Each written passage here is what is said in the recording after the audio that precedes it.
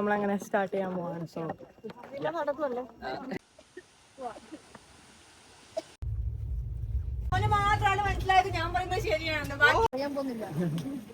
പിന്നെ നല്ല ഒരു പൂമ്പാറ്റൊക്കെ പറക്കണുണ്ട്. കണ്ടിന്യൂ കണ്ടിന്യൂ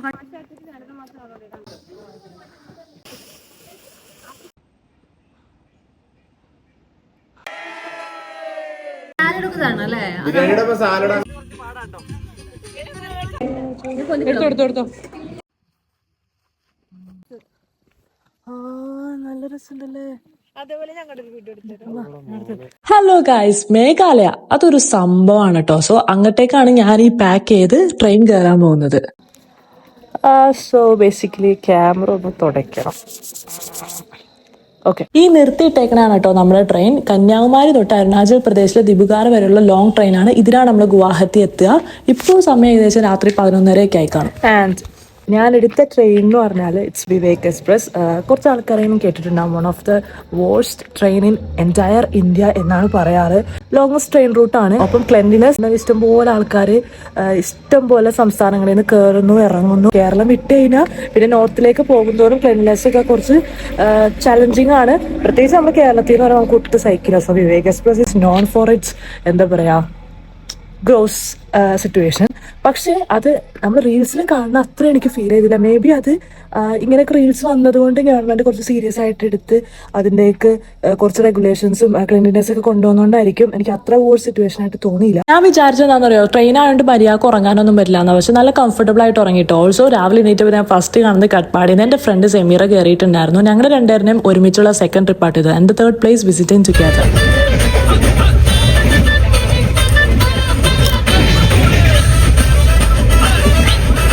ഇന്നലെ രാത്രി ഞാൻ ട്രെയിൻ കയറിയപ്പോൾ 4 പേരെ പരിചയപ്പെട്ടിട്ടോ. പക്ഷെ എല്ലാവരുടെ മുഖമൊക്കെ ശരിക്കും കാണുന്നത് നേരം വെളുത്തപ്പോൾ. അതേപോലെ തന്നെ പുതിയ മുഖങ്ങളൊക്കെ പല സ്റ്റേഷനിലായിട്ട് കയറിയിട്ടുണ്ട്. സോ എല്ലാവരും വിശദമായിട്ട് പരിചയപ്പെടുകയും ഒപ്പം ഗെയിം കളിക്കുന്ന ഒരു സെഷൻ കൂടി ആയിരുന്നു കേട്ടോ അത്. അങ്ങനെ എല്ലാവരും പരിചയപ്പെട്ട സ്ഥിതിക്ക് നമുക്ക് പുറത്തത്തെ കാഴ്ചകളൊക്കെ കണ്ടാലോ. കുറച്ചൊക്കെ ഗ്ലിംസ് ആയിട്ട് ഞാൻ വീഡിയോസ് ഒക്കെ എടുത്തിരുന്നു. അതൊക്കെ ഞാൻ ഇതിൻ്റെ ഇടക്കൂടെ കുത്തിക്കേറ്റാട്ടോ. അത്രയ്ക്കാണ് എനിക്ക് കഴിഞ്ഞോളൂ. ബിക്കോസ് ഫോൺ എടുത്തിട്ട് എനിക്ക് ഇതേപോലെ ഫ്രീ ആയിട്ട് നിന്ന് സംസാരിക്കാൻ പറ്റിയൊരു സ്പേസ് ആയിരുന്നില്ല. എനിക്കെൻ്റെ ഫോൺ ആരും കട്ടുകൊണ്ട് പോകുന്നതാണ് ഫസ്റ്റ് ബേസിക് തോട്ട്. കാരണം മാതിരിയാണ് നമുക്ക് പരിചയമില്ലാത്തവരൊക്കെ കൂടെ ഉണ്ടാകുമ്പോൾ മോഷണം ഭയങ്കര കൂടുതലാണ്.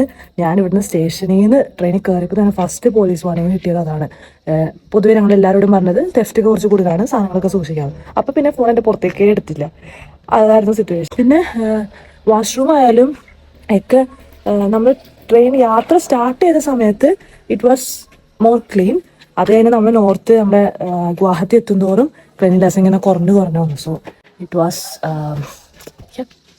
was challenging. So that's all about train. അപ്പോൾ ട്രെയിനിൽ ഞങ്ങൾ ശരിക്കും പറഞ്ഞാൽ ഞാൻ വിചാരിച്ചത് സിനിമയൊക്കെ ഡൗൺലോഡ് ചെയ്ത് ചെയ്യേണ്ട പണികൾ എന്തൊക്കെയാണ്, ബുക്ക് വായിക്കണം എന്തൊക്കെയാണെന്നൊക്കെ കുറേ ഡൗൺലോഡ് ഒക്കെ വെച്ചിട്ടാണ്. ഞാൻ ബോറടിക്കരുതല്ലോ. It's all about longest train റൂട്ടാണ് ഞാൻ പറയുന്നത്. സോ 56 hours ഞാൻ ട്രെയിനിൽ തന്നെ നിൽക്കുന്ന അവസ്ഥ ആയതുകൊണ്ട് എനിക്ക് ബോറടിക്കാതിരിക്കാൻ വേണ്ടി ആക്ടിവിറ്റീസ് ഒക്കെ ഞാൻ പ്ലാൻ ചെയ്ത് പോയെങ്കിലും ഇതൊന്നും ഞാൻ യൂസ് ചെയ്തില്ല എന്നുള്ളതാണ് the most interesting part. Just because we had game എന്ന് പറഞ്ഞാൽ ചില്ലറ ഗെയിം ആയിരുന്നില്ല. ഇറ്റ് വാസ് എന്താ പറയുക, ഞാൻ വിചാരിച്ചത് നമ്മളൊക്കെ ഓരോ ഗെയിം സ്റ്റാർട്ട് ചെയ്യുമ്പോൾ കുറച്ച് കഴിയുമ്പോൾ നമുക്ക് ബോറടിക്കും, നമ്മളത് പിന്നെ വേറെ നമുക്ക് കളിക്കാമെന്നൊക്കെ പറയാം. പക്ഷേ ഇത് അങ്ങനത്തെ ഒരു ഗെയിമേ അല്ലായിരുന്നു. And let me introduce to you the game is called the wolf game. Seer ഉണ്ടാവും, സിയർ, പിന്നെ villager, wolf and doctor, witch, അങ്ങനെ ക്യാരക്ടേഴ്സാണ് നമുക്ക് ബേസിക്കലി ഉണ്ടായത്. സോ അത് തന്നെ നമ്മൾ എല്ലാവർക്കും എന്താ പറയുക ഭയങ്കര ടേൺ ആയിട്ട് കിട്ടും. സോ അത് നമ്മൾ റിവീൽ ചെയ്യരുത്. വോൾഫിനെ കണ്ടുപിടിക്കണം. സിയറിനാണെങ്കിൽ എന്താണ് ആൾക്കാരെ നമുക്ക് റിവീൽ ചെയ്യാൻ പറ്റും. സോ അതനുസരിച്ചാണ് ആ ഗെയിമിൻ്റെ സ്റ്റിയറിങ് അങ്ങ് പോകാം. So that's all about the game. So game നിങ്ങൾ കേൾക്കുമ്പോൾ സിമ്പിളായിട്ട് തോന്നും, പക്ഷെ കളിച്ച് വരുമ്പോൾ ഒരു 1-2 റൗണ്ട് കഴിയുമ്പോൾ നമുക്ക് ആ ഒരു സ്ട്രാറ്റജി അങ്ങ് കിട്ടും. പിന്നെ നമുക്ക് ഓരോ എന്താ പറയുക നമ്മൾ കൺവിൻസ് ചെയ്യുക, കള്ളം പറയാൻ മാക്സിമം മാനിപ്പുലേറ്റ് ചെയ്യാൻ, ഇതൊക്കെയാണ് മെയിനായിട്ട് വേണ്ട ടെക്നിക്സ്. കള്ളം പറയാൻ പറ്റുമെന്ന് പറഞ്ഞാൽ എനിക്ക് വോൾഫ് കിട്ടിയ സമയം ആകെ ഒരു 2-3 ഞങ്ങൾ എത്രയോ തവണ കളിച്ചു. അതായത് ആ 56 മണിക്കൂറാണ് ട്രെയിൻ എന്നത് ഒരു 3/4 സമയം ഞങ്ങൾ ഈ ഗെയിമായിരുന്നു. അത്രയ്ക്ക് എൻഗേജ്ഡ് ഗെയിമായിരുന്നു. ബട്ട് സ്റ്റിൽ എനിക്ക് വോൾഫ് കിട്ടിയത് ഒരു 2-3 തവണയായിരുന്നു. സോ എനിക്ക് കള്ളം പറയേണ്ട അവസ്ഥ കുറവായിരുന്നു. ഞാൻ സത്യം പറഞ്ഞിട്ട് വിശ്വസിക്കാത്ത അവസ്ഥയായിരുന്നു എനിക്ക് ഫേസ് ചെയ്തത്. പക്ഷെ വോൾഫ് കിട്ടിയ ആൾക്കാർക്ക് അടിപൊളിയായിട്ട് കളിച്ചിട്ടോ.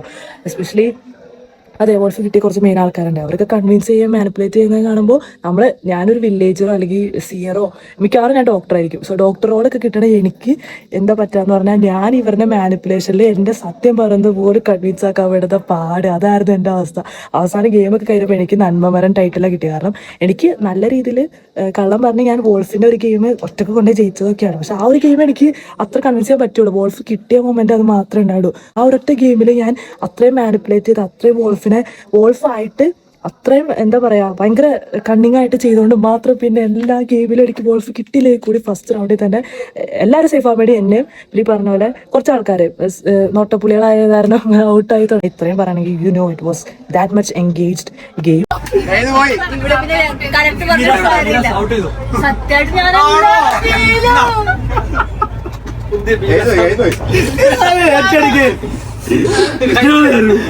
ഇപ്പൊ അവന് മാത്രമാണ് മനസ്സിലായത് ഞാൻ പറയുന്നത് ശരിയാണെന്ന്. ബാക്കി എല്ലാവർക്കും മനസ്സിലാവുന്നത് ഞാൻ പറയുന്നത് എല്ലാവർക്കും മനസ്സിലായി. അവനിപ്പോ എന്നെ കൊല്ലും. അല്ലേ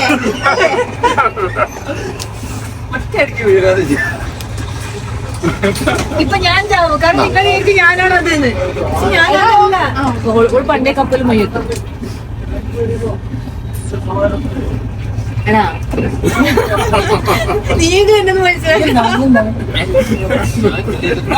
സൗരത്തെ ഗെയിം കാരണം ഇൻട്രസ്റ്റിംഗ് പാട്ട് എന്താണെന്ന് വെച്ചാൽ ആ എൻറ്റയർ ട്രെയിൻ ട്രിപ്പ് ഭയങ്കര എന്താ പറയാ എൻഗേജിങ് ആയിരുന്നു, ഇൻട്രസ്റ്റിംഗ് ആയിരുന്നു. സോ ദാറ്റ്സ് ഓൾ അബൌട്ട് ട്രെയിനിൽ എങ്ങനെയാണ് സ്പെൻഡ് ചെയ്യാന്ന് വെച്ചിരിക്കുകയാണ്. സോ സിനിമയൊക്കെ ഡൗൺലോഡ് ആക്കി വെച്ചിട്ട് ഇപ്പോൾ അത് അങ്ങനെ തന്നെ ഇരിക്കുകയാണ്. ബിക്കോസ് എന്താ അതിലേക്കും തിരിഞ്ഞു നോക്കാൻ ഫോണൊന്നും യൂസ് ആക്കാനായി ടൈം കിട്ടിയില്ല. പിന്നെ എന്താ പ്രശ്നം വെച്ചാൽ ഈ ഗെയിം കളിച്ച് കഴിയുമ്പോൾ നമ്മളെല്ലാവരും ഇങ്ങനെ മാനിപ്പുലേഷനും എല്ലാവരും കള്ളത്തരം പറയാനുള്ള കൺവിൻസിങ് പോയിന്റൊക്കെ നമുക്ക് കിട്ടിക്കഴിഞ്ഞാൽ പിന്നെ കൂടുതൽ ആൾക്കാർക്ക് ഇവൻ വൂൾഫാണോ എന്ന് നമുക്ക് ഭയങ്കര 100 ചോദ്യങ്ങൾ മനസ്സിലാക്കാം. ശരിക്കും പറഞ്ഞത് കളിച്ച് ഞങ്ങൾ രാത്രി കിടക്കുമ്പോഴേ നമ്മുടെ മനസ്സിലേക്ക് അത് തന്നെ ആയതുകൊണ്ട് ഉറക്കത്തിലൊക്കെ പലതവണ ഞാൻ സ്വപ്നം കാണുമായിരുന്നു കേട്ടോ ഈ വോൾഫിൻ്റെത്. അപ്പൊ നമ്മളോർക്കും ഇതെന്താ ഉറക്കത്തിൽ ഇരുന്ന് കളിക്കാമെന്ന് നമ്മൾ എട്ടിക്കണിക്കും. അത്ര രസമാണ് ഇതാക്കിയത്. So it was that good. അങ്ങനെ അത് ശരിക്കും ഇൻട്രൊഡ്യൂസ് ചെയ്തത് മാപ്പ് ഓഫ് കാട്ടാളൻ്റെ ഷെഫീൽ എന്ന് പറഞ്ഞിട്ട് ഞങ്ങളുടെ കോർഡിനേറ്ററാണ്. സോ കോർഡിനേറ്റർ എല്ലാവരും കൂടി ഉണ്ടായിട്ടോ. അപ്പോൾ അതാണ് ഗെയിമിൻ്റെ വിശേഷങ്ങളൊക്കെ പറഞ്ഞത്. ഞാൻ ഓർക്കാറുണ്ട് ഈ കസിൻസിനൊക്കെ ഈ ഗെയിം ഇൻട്രൊഡ്യൂസ് ചെയ്യണം. പക്ഷെ ഐ ഡോണ്ട് തിങ്ക് ഞാൻ എൻ്റെ ബെസ്റ്റ് ഫ്രണ്ട്സിന് അല്ലെങ്കിൽ എന്താ പറയുക ബെസ്റ്റ് ആയിട്ടുള്ള പീപ്പിൾ ഞാൻ ഈ ഗെയിം ഇൻട്രൊഡ്യൂസ് ചെയ്യില്ല. ഒരു തമ്മിലടിയോ കാരണം ഞങ്ങളുടെ എൻ്റെ കൂട്ടത്തിലെ ആൾക്കാർ പറയാറുണ്ട് ക്ലബ്ബിലൊക്കെ പോയിട്ട് ഫ്രണ്ട്സൊക്കെ ആയിട്ട് അവരുടെ നാട്ടുകാരൊക്കെ ആയിട്ട് ഇത് ഇൻട്രൊഡ്യൂസ് ചെയ്യാൻ പോയാൽ തമ്മിലിടിയായിരിക്കും. കാരണം ഇത്ര നമ്മളെ പറ്റിച്ചിട്ടുണ്ടാവും ആ ഗെയിം കഴിയുമ്പോൾ. അതാണ് ഗെയിമിൻ്റെ ഒരു അവസ്ഥ. അങ്ങനെയൊക്കെ രസമായിരുന്നു ആ ട്രെയിൻ മൊമെന്റ്സ് ഒക്കെ. നമ്മളങ്ങനെ ഫുഡ് മേടിക്കാൻ വേണ്ടി അങ്ങനെ നമ്മുടെ ഫുഡ് എത്തിയിട്ടുണ്ട്. ഈ റെയിൽവേ സ്റ്റേഷന്റെ പേര് കേട്ടപ്പോൾ എനിക്ക് എന്താ ഓർമ്മ എന്ന് പറയുമോ, പണ്ട് നമ്മൾ ഹിസ്റ്ററി ക്ലാസ്സിലൊക്കെ പഠിച്ച വിജയവാഡ. ഒരു കാലത്ത് ഇത് ഭയങ്കര ഹിസ്റ്റോറിക് എന്താ പറയുക ഒരു റിച്ച് സിറ്റി തന്നെയായിരുന്നു. ഇന്നിപ്പോൾ ഞാൻ അതിന്റെ റെയിൽവേ സ്റ്റേഷനിൽ ഒന്ന് നിൽക്കുന്നു. ഇതൊരു നോർമൽ സ്ഥലമാണ്. പക്ഷെ ഒരു 100 വർഷം മുമ്പ് നോക്കുകയാണെങ്കിൽ ഇതൊരു ഫ്ലറിഷ്യൻ സിറ്റി ആയിരുന്നു കേട്ടോ. ഭയങ്കര റിച്ച് കൾച്ചറൊക്കെ ഉള്ള ഒരു പ്ലേസ് ആയിരുന്നു ഇത്.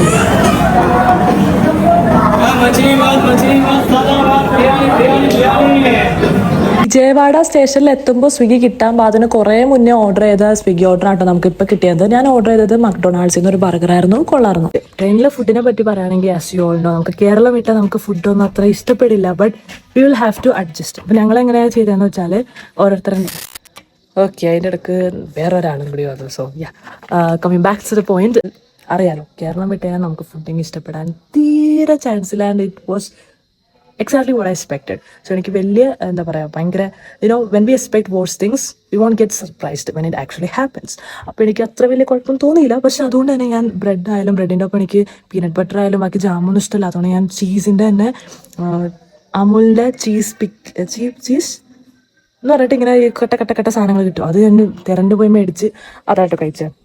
അപ്പോൾ അത് ഞാൻ മേടിച്ച് വെച്ചിട്ടുണ്ടായിരുന്നു. പിന്നെ നട്ട്സും കാര്യങ്ങളും പിന്നെ എന്തായിരുന്നു പിന്നെ കുറേ ഫ്രൂട്ട്സൊക്കെ കഴിക്കാനുണ്ടായി. പക്ഷെ കൂടെ ഉള്ള ഞങ്ങളുടെ ടീമിൽ ഒരു സീ ഫുഡ് റെസ്റ്റോറൻറ്റിൻ്റെ ഒക്കെ ഓണേഴ്സ് ഉണ്ടായിരുന്നു കേട്ടോ. സോ അവർ നല്ല അടിപൊളി ചിക്കൻ ഐറ്റംസ് ഒക്കെ കൊണ്ടതുകൊണ്ട് ഞങ്ങൾക്ക് ഭയങ്കര ഹാപ്പിയായി ഫുഡൊക്കെ കഴിച്ചു. സോ അതായിരുന്നു 2 ദിവസമൊക്കെ ഞങ്ങൾ കഴിച്ചത്. പിന്നെ ഈ പറഞ്ഞ പോലെ എൻ്റെ ബ്രെഡും ചീസിൻ്റെ ഗോ ടു ഐറ്റം മെയിനായിട്ട് നമ്മൾ ഏത്തപ്പഴം. It gives a lot more energy than you expect. Game കഴിഞ്ഞിട്ടോ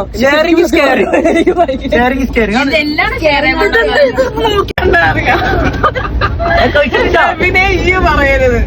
ഞാൻ ഇന്നലെ അല്ലേ ഇത് കാണാൻ തുടങ്ങി. ഞാൻ പറഞ്ഞ ഞാനിവിടെ വന്നു ഇതുണ്ടോ ചിക്കൻ, ഇത്രയും ചിക്കൻ പീസോടെ ബാക്കി നിനക്ക് കഴിച്ചൂടായിരുന്നോ? ഇതാ 2 പേർക്ക് അടുക്കുന്ന റൈസ്. ബേസിക്കലി ട്രെയിൻ യാത്ര എങ്ങനെയാണെന്ന് വെച്ചാൽ എനിക്ക് ട്രെയിനിൽ വെച്ചിട്ട് വ്ലോഗിൽ കാണാൻ സ്പേസ് കിട്ടിയില്ല. So actually what I am doing right now is ഞാനിവിടെ സ്റ്റേ ചെയ്യുന്ന സ്ഥലത്ത് വന്നിട്ടാണ് ഞാൻ നിങ്ങളോട് കാര്യങ്ങൾ സംസാരിക്കാൻ എനിക്ക് പറ്റുന്നത്. Good morning to the second day train. രാവിലെ തന്നെ എണീറ്റപ്പോൾ ഒരൊറ്റ മനുഷ്യനും എണീറ്റിട്ടില്ല. എന്നാൽ പിന്നെ കിടന്നേക്കാന്ന് ഇത് കിടന്ന് കുറച്ച് കഴിഞ്ഞപ്പോൾ എല്ലാവരും എണീക്കുന്നു. അങ്ങനെ രാവിലെ തന്നെ അത് പുറത്തേക്ക് ഇറങ്ങിയതാണ്. ഞാൻ ട്രെയിൻ വിടുകയാണെങ്കിലേ കാണുന്ന ഒരു ബോഗിയിലും കയറിക്കോട്ടെ, നടന്നു വരാം.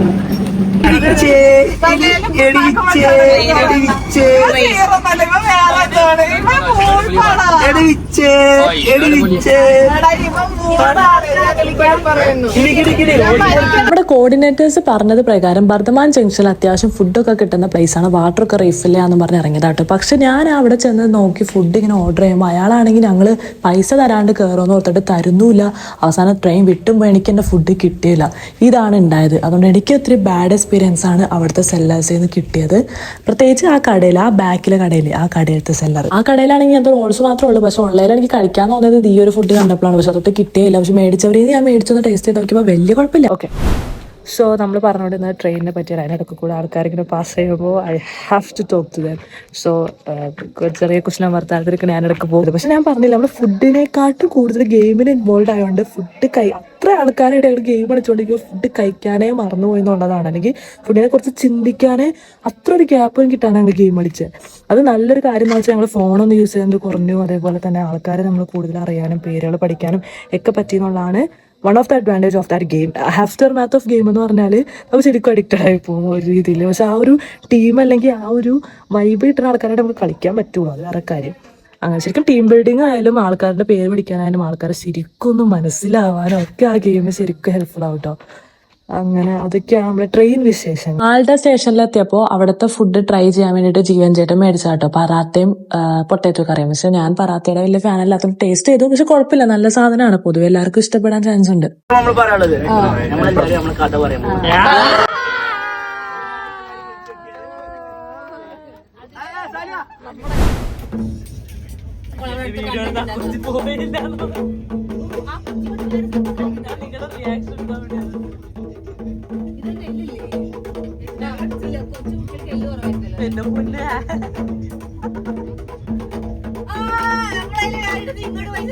Okay guys, finally we reached the destination. ഗുവാഹട്ടിയിൽ നീണ്ട 2.5 വർഷത്തെ യാത്രയ്ക്ക് ശേഷം 2.5 ദിവസത്തെ യാത്രയ്ക്ക് ശേഷം നമ്മൾ എത്തിയിരിക്കുകയാണ്. അങ്ങനെ ബാഗൊക്കെ പാക്ക് ചെയ്ത് ഇറങ്ങാം കേട്ടോ. ഇപ്പം നമ്മുടെ കോർഡിനേറ്റർ ഷെഫിൻ കാര്യമായിട്ട് പറഞ്ഞുകൊണ്ടിരിക്കുന്നത് നമ്മൾ ലോഞ്ചിലേക്കാണ് പോകുന്നത്. അവിടെ ചെന്നിട്ട് നമുക്ക് ഫ്രഷ് ആവാന്നൊക്കെയാണ്. എനിക്കാണെങ്കിൽ 2.5 ദിവസം കഴിഞ്ഞിട്ട് എങ്ങനെയും ഒന്ന് ഫ്രഷ് ആയാൽ മതി എന്നുള്ള ചിന്തയാണ് എൻ്റെ മൈൻഡിൽ മൊത്തം ഉണ്ടായിരുന്നത്. സോ ലോഞ്ചിലേക്ക് എങ്ങനെയും എത്തിപ്പെട്ടാൽ മതി എന്നുള്ള അവസ്ഥയിലായിരുന്നു കേട്ടോ ഞാൻ. അത്യാവശ്യം സൗകര്യമൊക്കെ ഉള്ള വൃത്തിയൊക്കെ ഉള്ള AC ലോഞ്ച് ആയിരുന്നു കേട്ടോ നമുക്ക് കിട്ടിയത്. പിന്നെ ഹോട്ട് വാട്ടർ അവൈലബിൾ ആയിരുന്നു. അതെനിക്ക് ഭയങ്കര യൂസ്ഫുൾ ആയിട്ട് തോന്നി.